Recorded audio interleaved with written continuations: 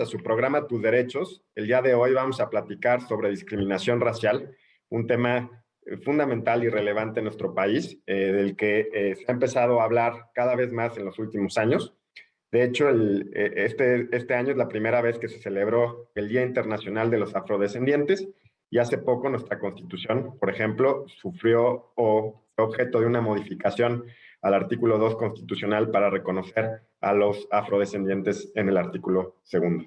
Me da mucho gusto presentar para este tema, en primer lugar, a Itza Amanda Varela Huerta, quien es profesora e investigadora del Programa Interdisciplinario de Estudios de Género del Colmex. Sus investigaciones se centran en diversas formas de racismo, procesos políticos negro-afromexicanos, feminismos, estudios culturales y crítica postcolonial. Bienvenida, Itza. Hola, muy buenos días. En segundo lugar, presento a Mijane Jiménez Salinas, integrante de MOAFRO y representante en México de la Coalición Afrodescendiente de las Américas para los procesos de cumbres y asambleas de la OEA, defensora de los derechos humanos del pueblo afromexicano y activista por la participación política de las mujeres negras en México. Mijane, bienvenida y te agradezco especialmente porque sé que, pues bueno, la condición personal es especial en este momento. Bienvenida. Muchas gracias, buenos días a todas, a todos, a todes. Gracias y finalmente presento también con mucho gusto a Tenoch Huerta Mejía, actor que abandera temas para la igualdad y no discriminación. Cursó la licenciatura en Comunicación y Periodismo en la FES Aragón. Es una de las voces más importantes de la industria que lo mismo puede sostener una charla sobre la mejor del cine mexicano o sobre la discriminación y el racismo que ha intentado esconder México por tantos años. Bienvenido, Tenoch. Hola, mucho gusto. Gracias por la presentación. Pues el gusto es nuestro, Itza. Me gustaría que nos empezaras para hacer una primera introducción al tema. Nos dijeras qué es el racismo y qué es la discriminación racial. Hola, bueno, buenos días. Pues básicamente, como sabemos y sobre todo en los últimos años en México, hay una discusión pública sobre las diferentes formas de discriminación racial asociada a diversas, digamos, formas subjetivas de observar a las personas. Quiero decir primero que el racismo no solamente está vinculado con el color de piel, esto es una cosa súper importante, sobre todo en contextos tan particulares como el mexicano, donde los discursos, digamos, mediáticos sobre lo afrodescendiente en Estados Unidos tienen un fuerte impacto sobre la discusión pública. En México, el racismo no solamente, insisto, tiene que ver con poblaciones afromexicanas, afrodescendientes o indígenas, sino con otros grupos poblacionales que están vinculados a la noción de raza, no solo por color, sino también por una cuestión muy clara que se aborda poco, que es el tema de la clase social, ¿no? Es decir, los rasgos físicos inherentes a la condición humana y a la diferencia fenotípica entre los sujetos son uno de los muchos elementos que constituye la noción de raza, que como ya sabemos y se ha dicho hasta el cansancio, tanto en las ciencias sociales como en la biología, sobre todo, es una realidad inexistente, pues, ¿no? No existe como tal una diferencia humana entre los humanos que sostenga la tesis de que hay sujetos más inteligentes, superiores, más fuertes, menos fuertes. Esto no tiene que ver con el color de piel, no tiene que ver con el origen étnico, sino que tiene que ver más con una noción construida históricamente y vinculada a los procesos, particularmente en México, de colonización, de conquista y colonización que empiezan, digamos, hace 500 años, ¿no? Más o menos, digamos, ¿no? Y es en ese momento donde las ideas sobre lo indio y lo afro, o lo indígena y lo afrodescendiente, lo negro, se vinculan a trabajos particulares, ¿no? A formas de estratificación social muy particular que después efectivamente estarán vinculadas con el color, debido a las teorías científicas que sostuvieron esto durante mucho tiempo, ¿no? Vinculando una especie de determinismo social en el cual hay sujetos que pueden y tienen la facultad de la inteligencia, en el caso de las personas blancas o blancas mestizas en México, o la fuerza, como serían las poblaciones afrodescendientes. Estas son las tesis racistas que sostuvieron mucha de la identidad mexicana. Sin embargo, ahora sabemos que ninguna de estas tesis se sostienen científicamente, pero continúan operando en el ámbito de lo real, es decir, aunque científicamente no existen, en el ámbito de nuestra vida cotidiana, las diferencias por color de piel, estrato económico, identidad sexual, ¿no? Por una identidad genérica, continúan siendo formas de discriminación que en muchos sentidos constituyen una especie como de centro de lo racial que, insistiré otra vez, no tiene que ver solo con el color, sino con la forma en la que alguien se viste, el espacio geográfico del que proviene, incluso el lugar de la ciudad en la cual vive, ¿no? La forma en la que su corporalidad se expresa en diferentes espacios, tanto urbanos como rurales. Y todos estos son discursos que históricamente se van concentrando para formar lo que diríamos que sí existe, que es la concepción de raza más allá de lo natural, no como una realidad biológica, sino como una práctica social que tiene efectos tanto en la vida de los sujetos como en la vida pública, ¿no? Por eso es que sabemos que hay esta discusión ahora como qué significa ser indígena, si es una identidad realmente fomentada por el Estado o qué significa ser afrodescendiente o es verdaderamente cuáles son las formas en las que podemos nombrarnos sin generar esta idea de que hay personas y pueblos superiores e inferiores. Pues muy clara tu introducción al tema, gracias.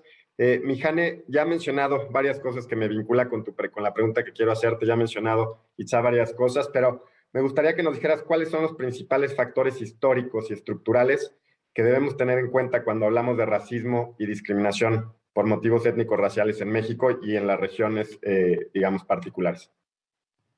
Hola, muy buenos días a todos. Buenas tardes. La temporalidad ya nos ha ganado. Primero, gracias por la invitación y ya en lo que va en el tema, es importante resaltar que el racismo estructural ha atravesado a los pueblos originarios, a los pueblos indígenas y al pueblo afromexicano que hoy me corresponde hablar. Parte de que la historia no sea contada en los libros de texto gratuito desde que yo tengo uso de razón, en donde en la escuela primaria pues siempre me estaban diciendo que todos en México somos indígenas o todos somos mestizos o incluso dicen y algunos españoles, ¿no? Entonces en el contexto en el que yo vivo, originaria de Coajinicuilapa, Guerrero, en donde es un municipio 70% afromexicano porque el otro 30% no se le informó que también era afromexicano, creo que de alguna manera basta resaltar con lo que mencionaba Itza, porque cuando yo visito la Ciudad de México y digo que soy de Guerrero, pues todo el mundo se asusta.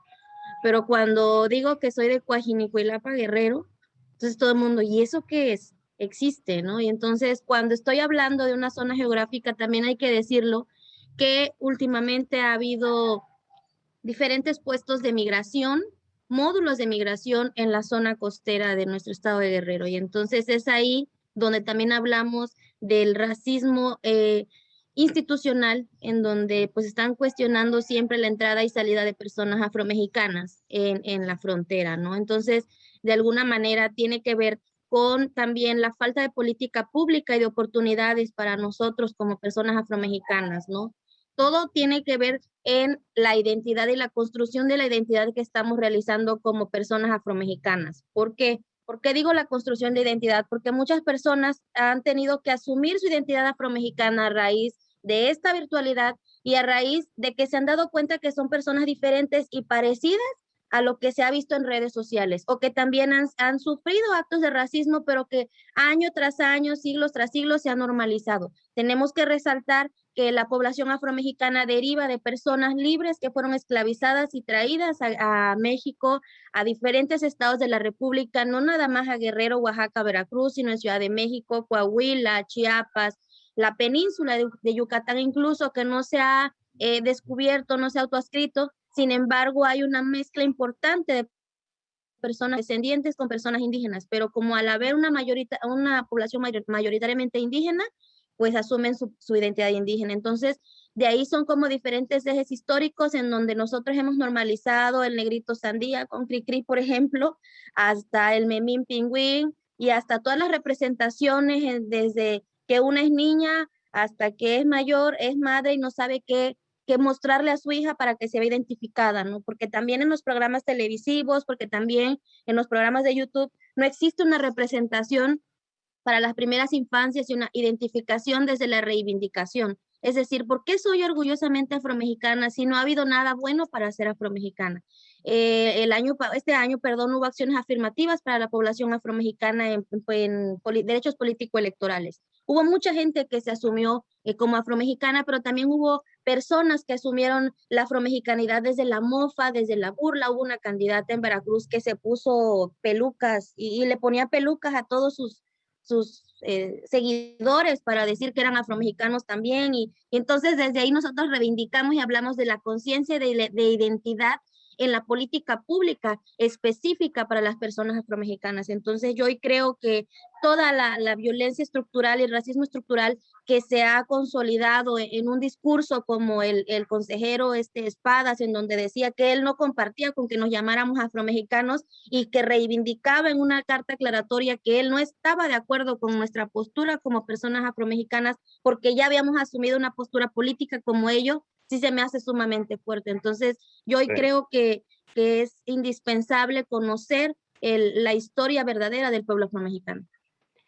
Sin duda, y bueno, resaltar, por lo menos en este momento ya alguna de las cosas que nos han dicho es que esto es una creación, una práctica social, es un tema cultural y enfatizar, como decía también Itza al principio, no es un tema biológico, no es un tema que digamos tenga una base científica, ¿no? Porque podría ser que muchas personas consideran que eso es así. Tenoch, me gustaría que nos cuentes, nos digas qué personas o grupos de personas se encuentran mayormente expuestas a enfrentarse conductas y actos de discriminación racial en México. Ya nos han adelantado algo, pero dinos, por favor. Hola, sí, gracias. Pues las personas que se ven, que sufren las opresiones racistas, clasistas, pues evidentemente son las personas que son identificadas como inferiores en estas construcciones sociales, que es lo no blanco. Todo lo que es no blanco hegemónico. ¿Qué es hegemónico? Es lo que domina, lo que se toma como más común o más poderoso o más deseable en estos, o sea, tiene sus matices, pero lo no hegemónico será siempre racializado y será siempre despreciado, será perseguido, será oprimido. En este caso, por ejemplo, al hablar yo de lo blanco o la blanquitud, no necesariamente se refiere a la piel blanca, se refiere a todas las dinámicas sociales que van encaminadas hacia el dominio de una etnia o de un grupo, de un fenotipo o de un grupo, de un origen, y digo etnia porque son europeos, generalmente es eurocéntrico, la piel blanca dominante no es eslava necesariamente, es europea de la península de Eurasia, que es Europa, de ese pedacito de tierra ínfimo de todo el continente euroasiático llamado Europa, y es ese el que se toma como referencia, es lo que se toma como deseable y es lo que se toma como dominante y se toma como lo mejor, lo más chingón, lo que la gente aspira a ser, lo que en la publicidad llaman aspiracional, o sea, aspiras a hacer eso. Entonces, todo lo que no es eso sufrirá de discriminación. Y también hay que incluir aquí el sexismo, la misoginia, el hecho de que tu sexualidad, desde con quién compartes la cama y la intimidad, hasta lo que traes en medio de las piernas, también va a determinar cuántas opresiones vas a tener encima. Todos tenemos ciertas opresiones y ciertos privilegios. Yo, por ser hombre, tengo muchísimo más privilegios que mis compañeras aquí presentes, pero por ser moreno tengo un privilegio, tengo una opresión sobre mí que tal vez tú, Roberto, no compartas, ¿no? Entonces, todos tenemos opresiones y privilegios y dentro de estos, los que tienen menos opresiones o los que no tienen ninguna opresión será el hombre blanco, heterosexual, adinerado y si tiene estudios universitarios, estará siempre en la cima, en la pirámide de las opresiones y de ahí para abajo todo el mundo va recibiendo ciertas opresiones. ¿Quiénes están hasta abajo? Mujer, indígena, afrodescendiente, que no tiene estudios universitarios o que no tiene algún tipo de formación formal, porque tenemos todo mundo conocimiento, pero tal vez no es un conocimiento institucionalizado, y esas personas siempre van a recibir, siempre van a estar en la base de la pirámide recibiendo todas las opresiones por una cuestión que ni siquiera es real, ¿no?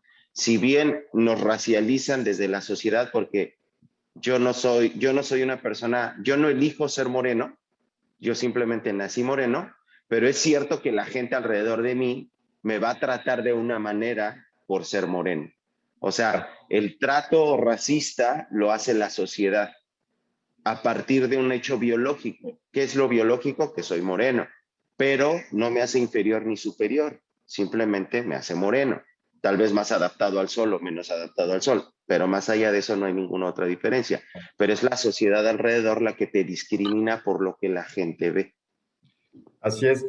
Itza, gracias Tenoch, nos da tiempo de una pregunta más. No quisiera irme al corte sin que nos digas una cosita más. Ya nos contaste, esto tiene que ver con el colonialismo, tiene que ver también con distribuciones de poder, son construcciones sociales, no es una cuestión basada en biología, eso quiero enfatizarlo. ¿Qué factores motivan, están detrás de la discriminación racial? ¿Por qué las personas discriminan racialmente?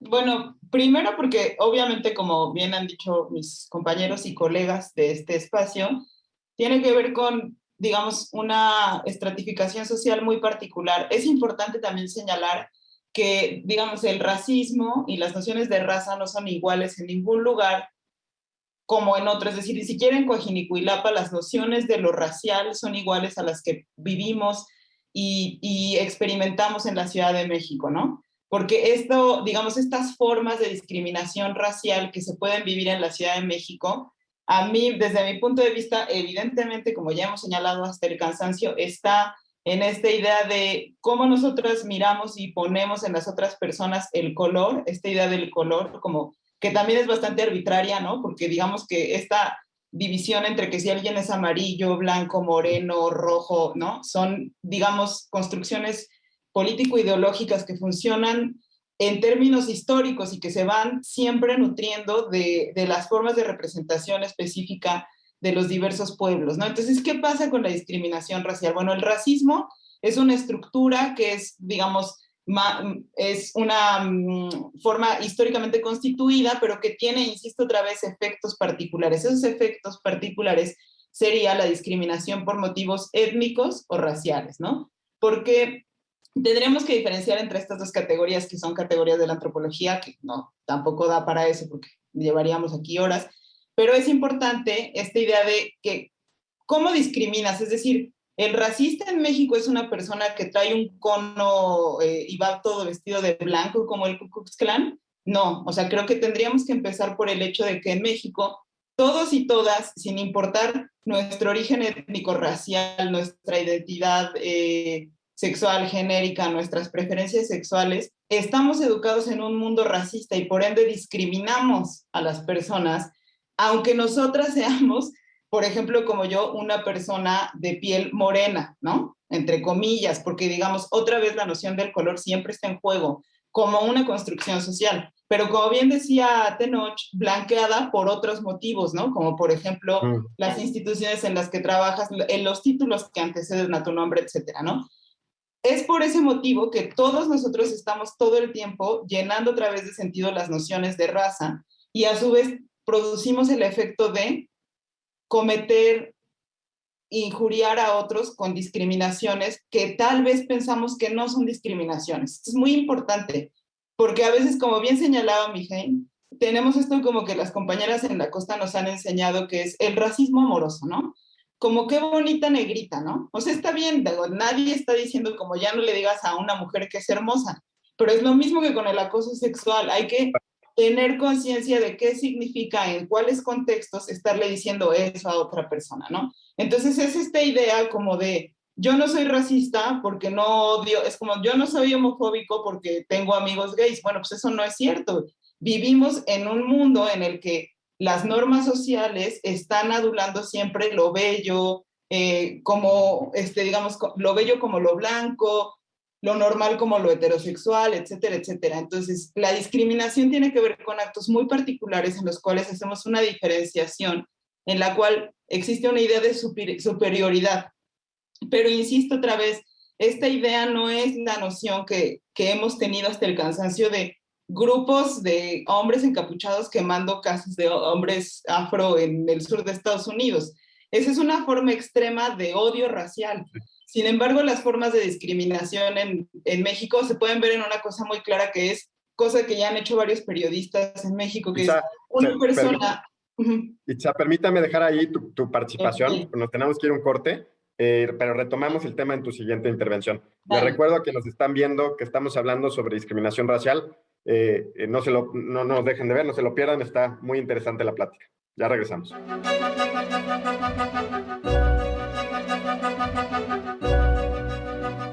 Ya estamos de regreso en su programa Tus Derechos. Estamos platicando sobre discriminación racial. Mijane, me gustaría que retomáramos la conversación contigo y nos explicaras ¿por qué hablamos de discriminación racial estructural? ¿De qué estamos hablando cuando estamos diciendo que esto es una cuestión estructural y no es una cuestión tal vez individual? Desde la perspectiva que tú la quieres abordar. Yo entiendo como racismo estructural, y lo hemos hablado, sabemos que también es algo nuevo, primero porque recién están enterados que en México existe población afromexicana, justo por un reconocimiento que se dio recientemente en la Constitución, de donde se deberían de haber justo generado política pública específica con un enfoque étnico-racial. Cuando hablamos de racismo estructural, hablamos de que en pleno 2021 hay niñas, niños, juventudes sin acceso al Internet y sin acceso a un aparato electrónico para recibir clases, ¿no? No estamos en igualdad de condiciones y tampoco ha habido una política pública emergente para atender esta situación.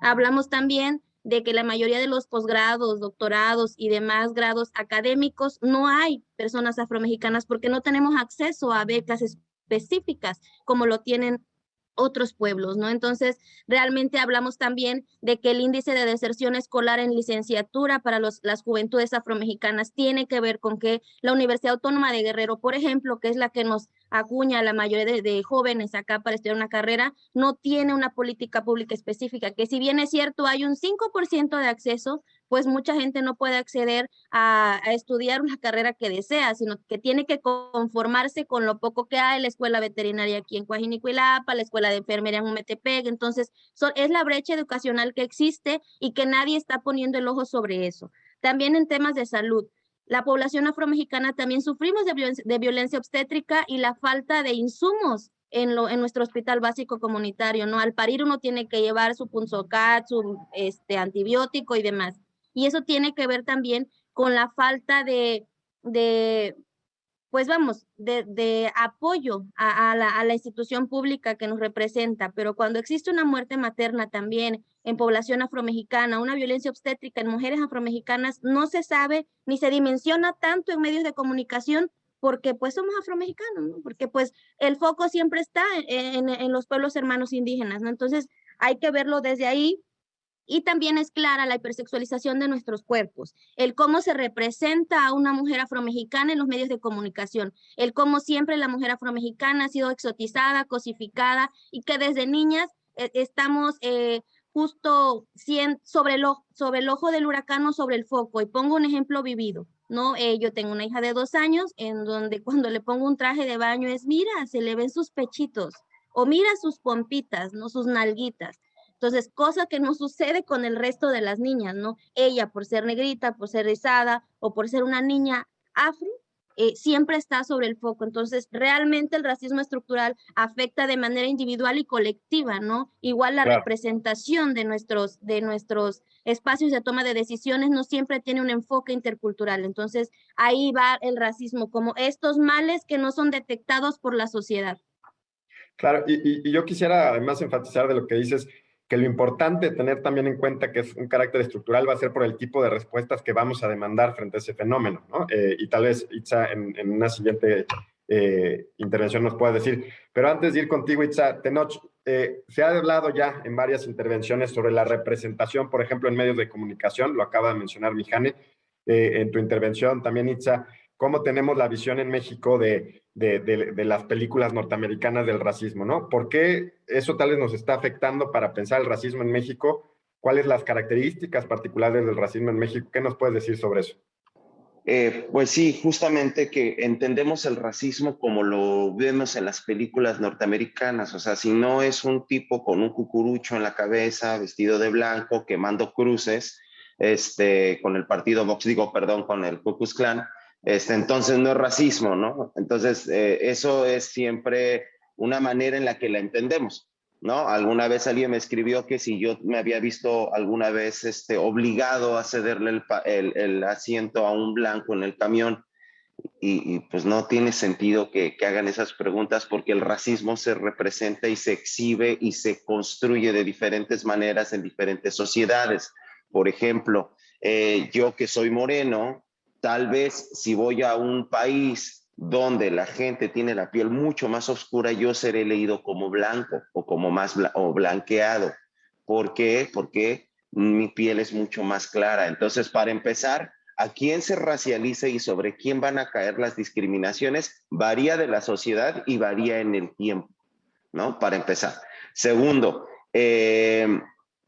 la manera en la que se expresa ese racismo también va a ir cambiando con el tiempo, ¿no? Por ejemplo, Alemania nazi, pues de plano metían a los no arios, ahí no importa, se metía por igual a judíos, a gitanos, a comunistas, creo que no tenían tanto problemas con los negros, los nazis, pero sí con otras etnicidades. Entonces, ellos de plano los mataban, ¿no? Ese es un racismo extremo. Pero hay otro racismo que es el que se ejerce en México. Por ejemplo, que una mujer afro o una mujer indígena va a una consulta de obstetricia, ¿sí? Obstetricia, sí, no, van al médico y de repente resulta que les pusieron un DIU o las esterilizaron sin que se dieran cuenta, sin que les dijeran. Iban a una pequeña intervención para que le retiraron un quiste y de pronto ya no tienen ovarios, ¿no? O sea, esas cosas, eso es sumamente racista y es sumamente violento porque no le están diciendo a la persona y están mutilando su cuerpo, por ejemplo.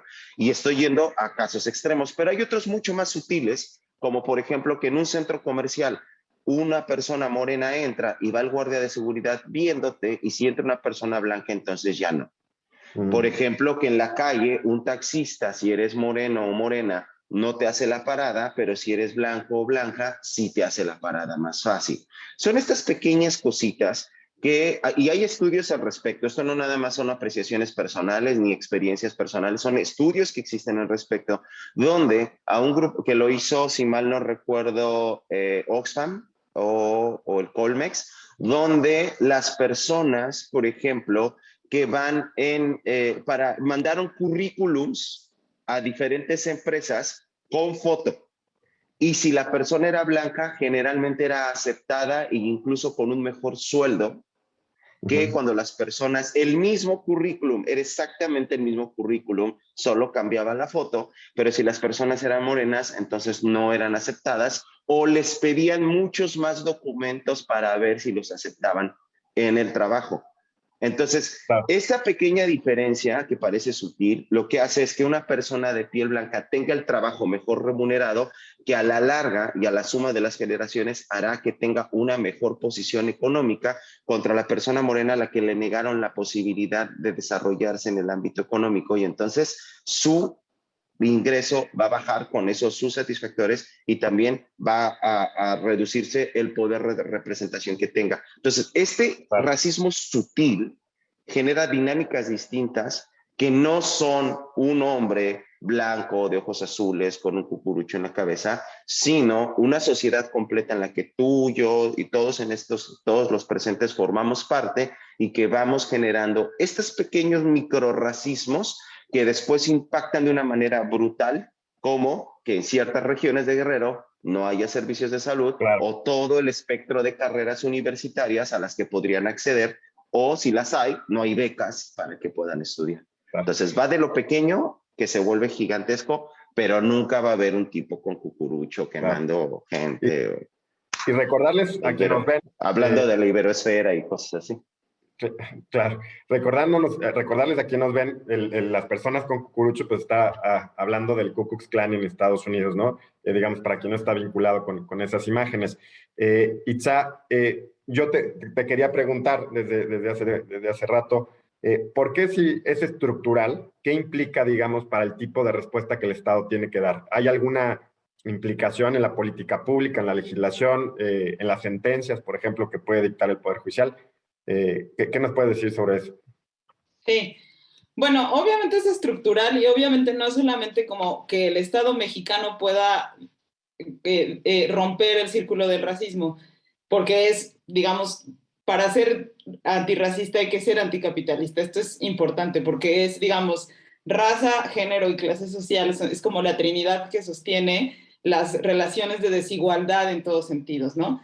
Pero eso es como muy en el ámbito de lo conceptual y de la lucha política, pero en términos como de lo concretito, de lo que podemos ir haciendo para mejorar la vida de las personas, incluidas todo, o sea, no solamente como pensar que vamos a tutelar a las personas indígenas y afromexicanas, sino la vida de todos y todas, pues, por ejemplo, tendría que haber claridad respecto a lo que estaban señalando tanto Mijane como Tenoch, que es esta idea como de las esterilizaciones forzadas, ¿no? Como que el Estado tendría la facultad y la obligación, sobre todo, de investigar este tipo de situaciones que sí suceden, ¿no? O sea, que sí suceden tanto entre personas indígenas como entre personas afromexicanas. Tendría también, por ejemplo, como lo han discutido ya activistas, entre ellas Mijane, pero otras compañeras de la costa y compañeros de la costa, que hacer particularmente políticas públicas, porque está bien el reconocimiento, nadie va a negar que el reconocimiento constitucional de la población afromexicana es un avance significativo para, digamos, estos grupos y comunidades y tanto personas,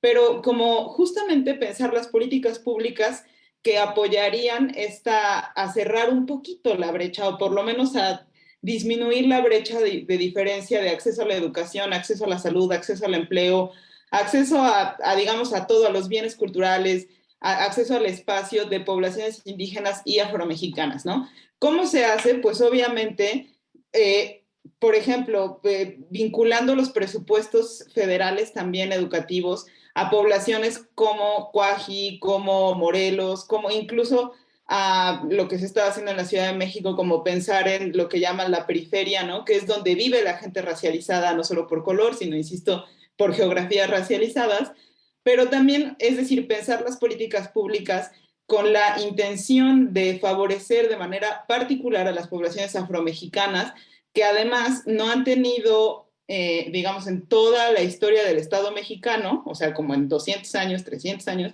la posibilidad de construir y reconstruir, por ejemplo, su propia historia, ¿no? ¿Qué se necesitan? Se necesitan, como bien lo decía Mijane, becas específicas, por ejemplo, no solo para que haya estudiantes de doctorado y maestría en historia, digamos, en ciencias, en lo que sea, sino también que pudiéramos contar cada vez con mayores profesores, investigadoras en los ámbitos de todo tipo de educación. Hay muy poca gente racializada en México dentro de la academia. Esto es algo que también no se habla, y quienes son personas racializadas a lo indígena o a lo afro, pues también hay una especie de violencia importante, ¿no? Que no estoy culpando a las instituciones, sino que justamente son los efectos particulares de quiénes son los sujetos, por ejemplo, que pueden pensar, ¿no? Entonces, como tiene que haber políticas afirmativas, también de la mano con políticas culturales que impliquen la educación también de todas nosotras respecto a las formas culturales de las poblaciones afromexicanas, evidentemente producidas por ellas mismas, ¿no? Es decir, tenemos que dejar, por ejemplo, de hacer representaciones de personas racializadas como indígenas afromexicanas por gente que no es racializada desde ese lugar, ¿no?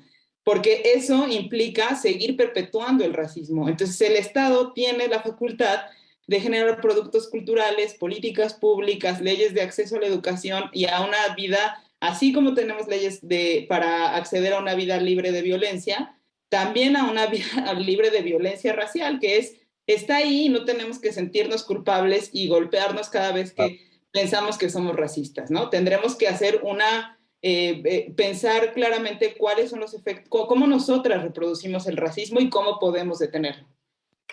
Gracias, Tsa. Mijane, me gustaría que nos dieras una reflexión sobre los impactos diferenciados que sufren las mujeres, además, digamos, de la discriminación racial, ¿no? Las mujeres, por ejemplo, afrodescendientes, para que nos ayude a entender luego la relevancia de la perspectiva interseccional para analizar ciertos casos de discriminación racial.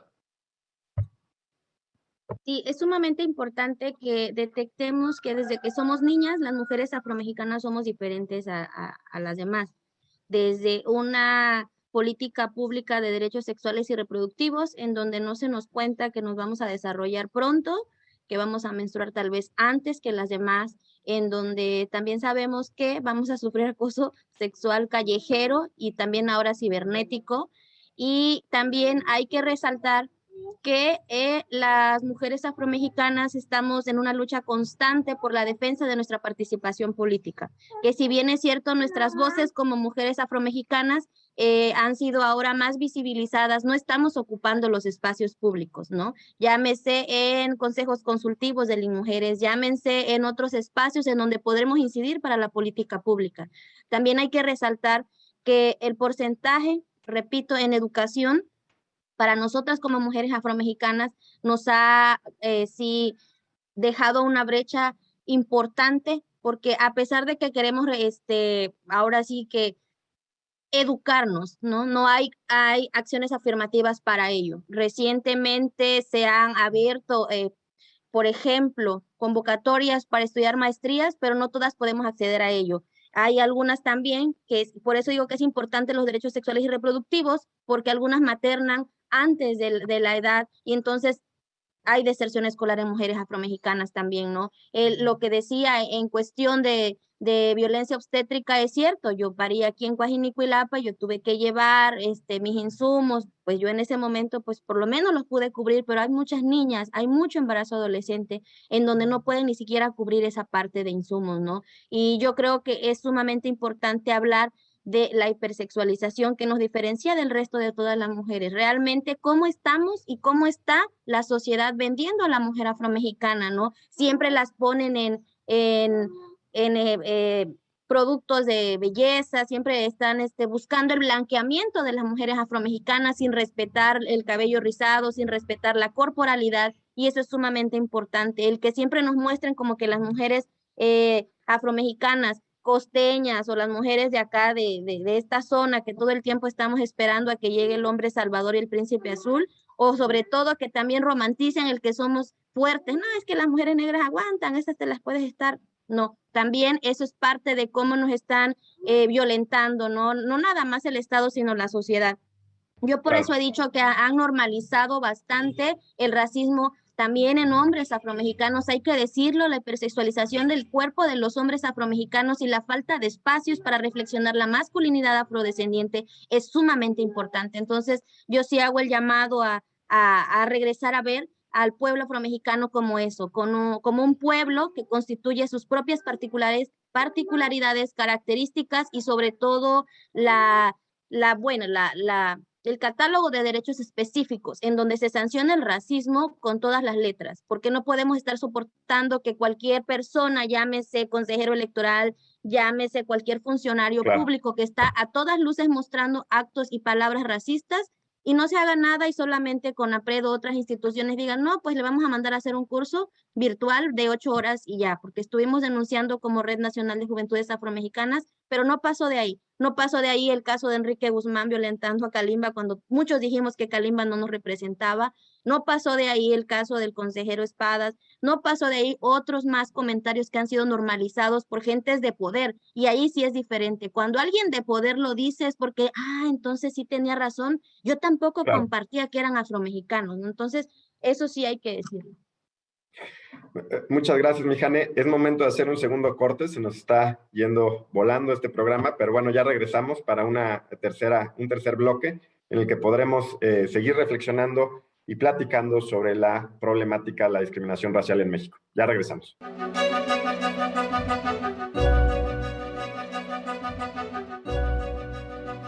Ya estamos de regreso en su programa Tus Derechos. Estamos platicando sobre discriminación racial. Les recuerdo que nos pueden mandar sus comentarios a mi cuenta de Twitter, rmiembro1, o a la de Justicia TV. Me gustaría, Tenoch, retomar la conversación contigo. Desde tu experiencia, desde tu profesión como actor, ¿cuáles consideras que son las que pueden hacer los medios de comunicación? Y creo que pueden hacer mucho, tal vez es obvio, pero digamos para que reflexionemos sobre qué pueden hacer para ayudar a combatir la discriminación racial y también para no seguirla perpetuando, digamos, porque también en muchas ocasiones vemos que los medios de comunicación de todo tipo pues perpetúan esta discriminación. Adelante, Tenoch. Sí, primero que nada quisiera decirle a la gente lo importante que son los mitos y los cuentos que nos contamos. O sea, la sociedad humana, todos los grupos humanos se cohesionaron, o se juntaron las personas a través de las historias que se contaban, porque el ser humano solamente tiene la capacidad de establecer 150 relaciones con otros seres humanos. Eso es biológico y sí, no No lo inventé yo, ahí hay un montón de literatura al respecto, pero cómo vamos a vincularnos con más de 150 personas a través de los mitos y las leyendas que nos contamos. Porque una persona de Chiapas y una persona de Baja California, a pesar de ser tan diferentes cultural, física y económica y de todas las maneras posibles, se siguen identificando porque nos hemos contado los mismos mitos, nos hemos contado la misma historia que nos da identidad. Entonces, a partir de las historias que vamos narrando, vamos construyendo nuestra identidad. ¿Quién soy? ¿Cómo me percibo? ¿Cómo me identifico? ¿Y cómo interactúo con el mundo? Entonces, la televisión es la máxima generadora de mitos y el cine en la actualidad. A partir de lo que vemos en la tele y en el cine es que nosotros vamos adquiriendo cultura, información, reflexiones, identidad. Vamos determinando quiénes somos. Entonces, las representaciones son sumamente importantes porque nos van a dar a decir cómo es el mundo, cómo entender el mundo. Y si yo veo que los morenos en la tele son jodidos, sufridores o rateros, y que los hombres son siempre violadores y las mujeres siempre son sexosas, cachondas, porque siempre que sale una morena y siempre que sale una de barrio, siempre es sexosa, cachonda, mal hablada y medio machorra. O sea, a pesar de que está hipersexualizada, pero a pesar de eso es como machorra. Entonces, esas representaciones nos hacen entender que nosotros somos así. Y como bien dijo Mijane hace un rato, yo no veo muchas cosas en la tele que me hagan sentir orgulloso de ser lo que soy. Si hasta en los libros de historia me dicen que mis viejos abuelos eran unos salvajes que arrancaban corazones y se los comían porque no sabían nada de la vida, pues imagínate la información que yo he recibido acerca de mis ancestros y nadie me dice que hicieron una ciudad en un lago que nunca se inundaba, por ejemplo. Nadie me dice que tenían tanto conocimiento astronómico que hasta el 2012 con las computadoras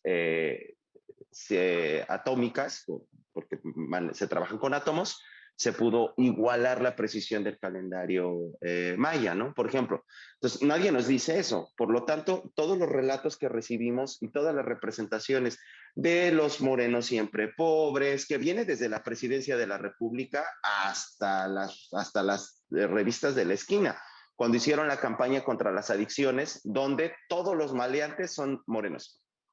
Todos los adictos son morenos y son pobres, porque es bien sabido que los blancos de dinero no violan, no matan, no roban, no beben, ni dicen groserías, no son malas personas. Si te das cuenta, siempre que hay una telenovela, siempre son los blancos, nunca tienen vicios, son medio gandallas algunos, son medio malos, pero Claro. no violan, no asesinan, no roban, no tienen adicciones, por ejemplo, no son adictos, que está muy estigmatizada las adicciones, entonces no tienen adicciones, no fuman foco, o sea, no lavan dinero del narco, tampoco hacen tráfico de influencias, ni se clavan el dinero del erario público, no, por ejemplo. Siempre son morenos en las películas, siempre es un moreno el que hace eso.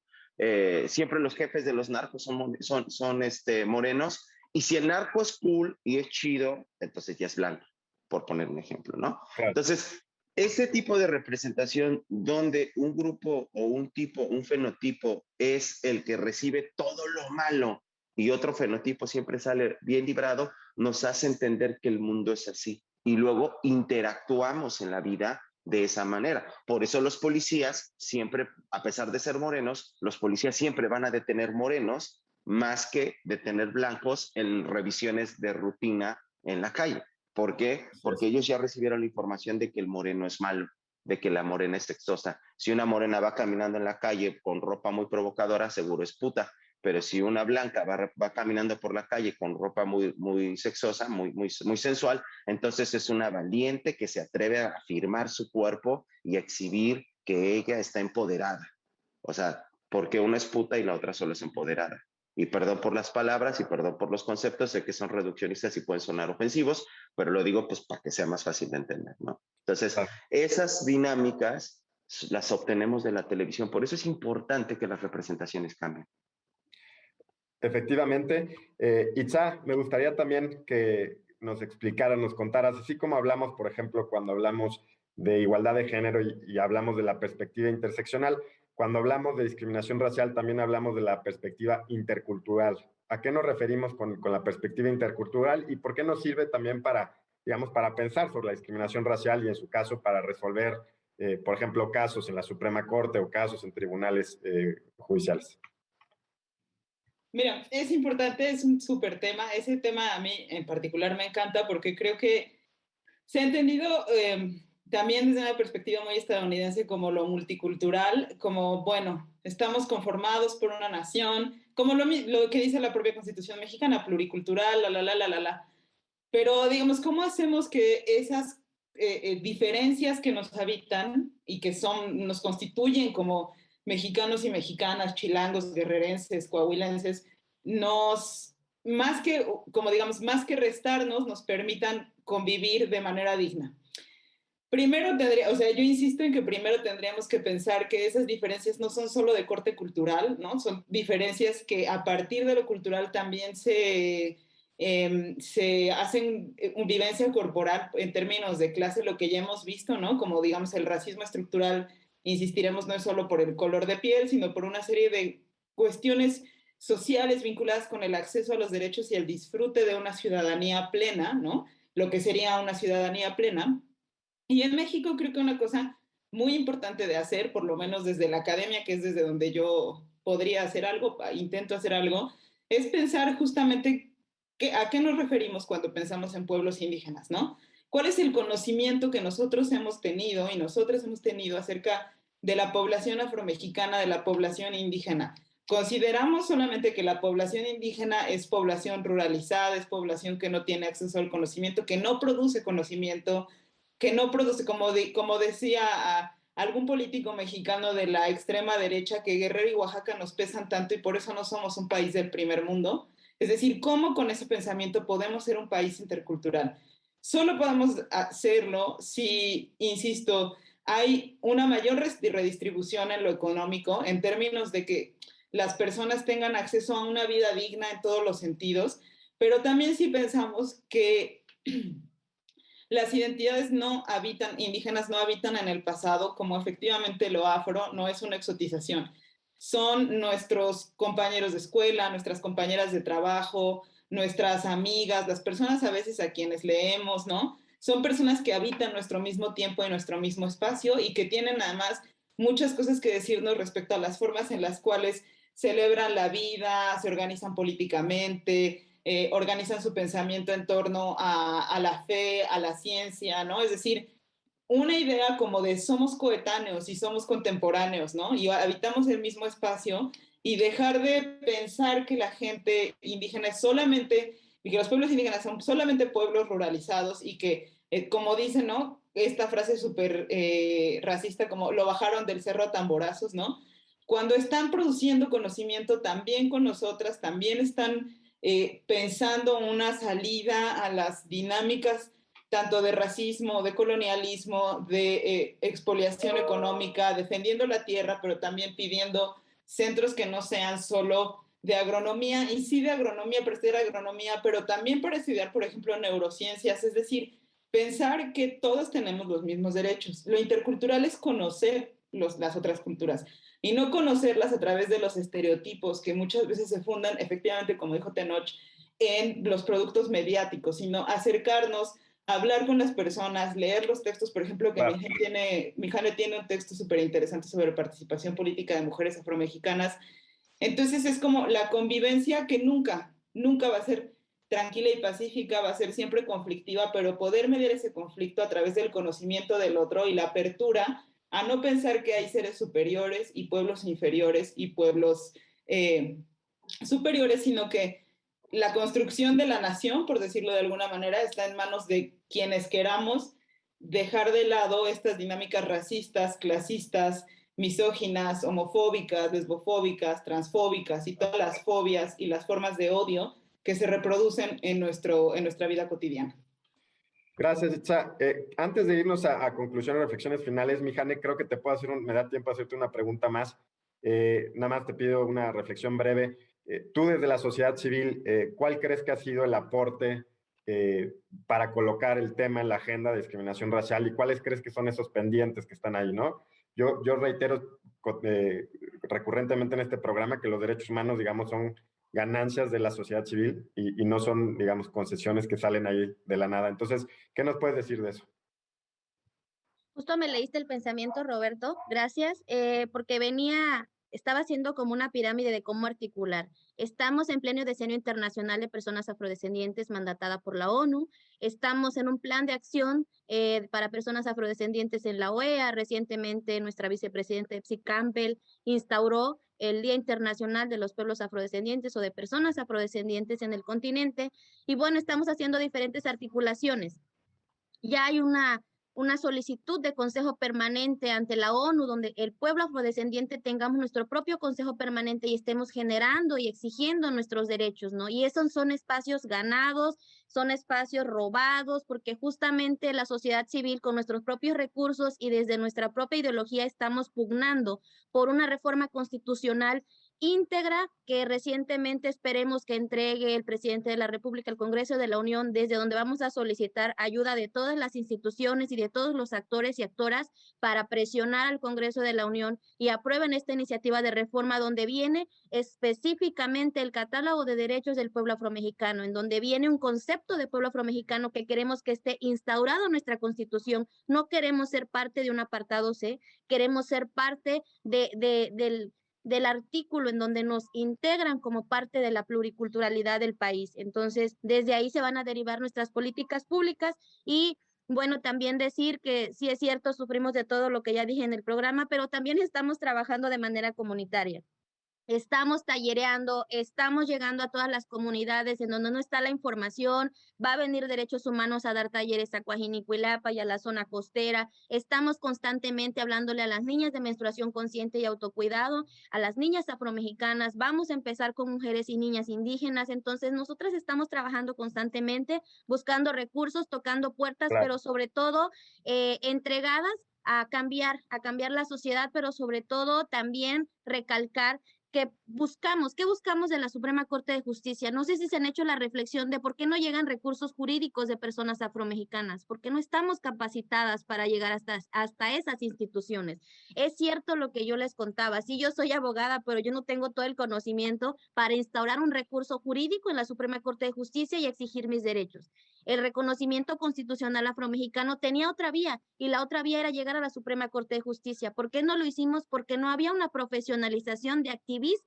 Entonces, sí es cierto, generamos conocimiento comunitario, sí tenemos escritos ensayos, pero cuando se abre el catálogo de sensibilizar a funcionariado público, solo llaman a la doctora, al doctor, al maestro en ciencias, y a nuestra voz como activistas y como defensores capacitados en derechos humanos, porque estamos luchando por ellos, nunca nos llaman, y entonces solo se queda igual en el centro. No regresa a la comunidad y no escucha nuestras voces comunitarias. Entonces yo creo que desde ahí hay que abrir un amplio espectro, ¿no? El activismo está siendo comunitario desde nosotras como mujeres afromexicanas.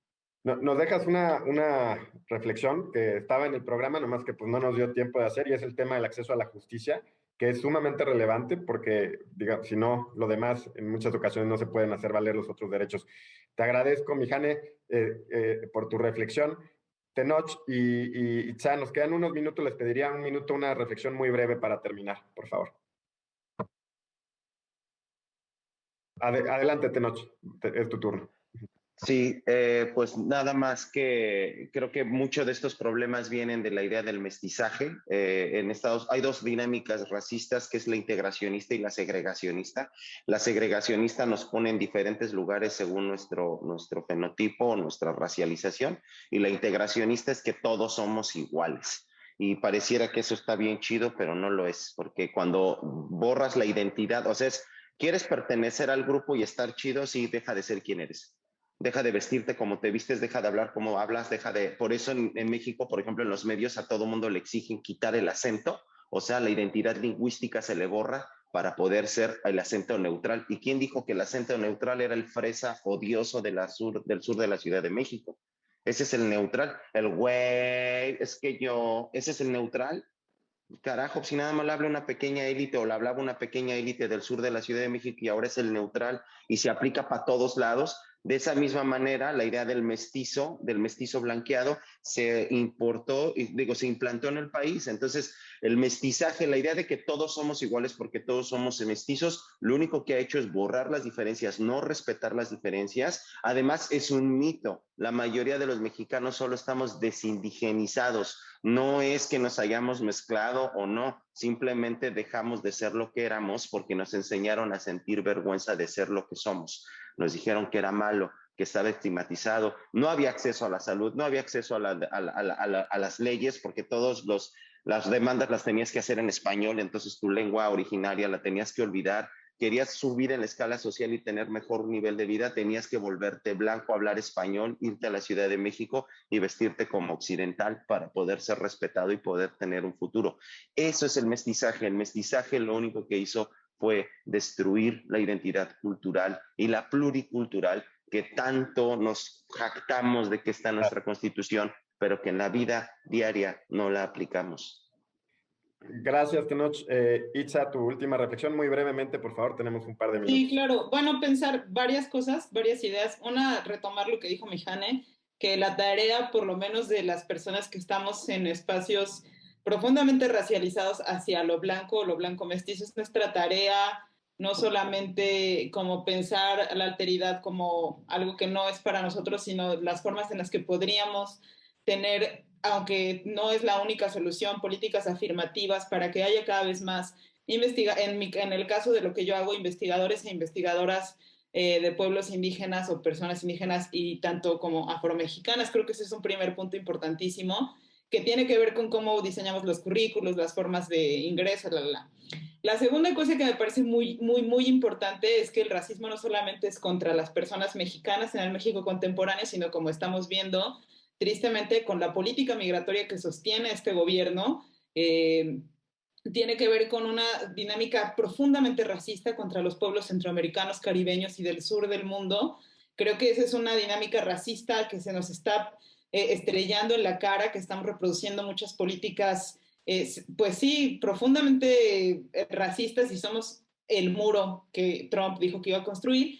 Y la otra es como pensar las formas en las que la alteridad también tiene que buscar espacios más allá de la folclorización, ¿no? Más allá de los estereotipos, las representaciones hipersexualizadas, ¿no? También pensar cuándo en este país, cuándo en el Poder Judicial, cuándo en la Suprema Corte habrá un miembro de la Suprema Corte que sea originario de un pueblo indígena o de un pueblo afromexicano. Cuando veamos eso también pienso que es como en la academia, que podamos como decir que vamos avanzando hacia la construcción de espacios más justos, aunque no necesariamente. Yo diría que eso es digamos, la última de nuestras batallas políticas, pero es por iniciar por algún lado, ¿no? Iniciar por nuestros propios espacios, ¿no? Que como empezar a abrirlos, a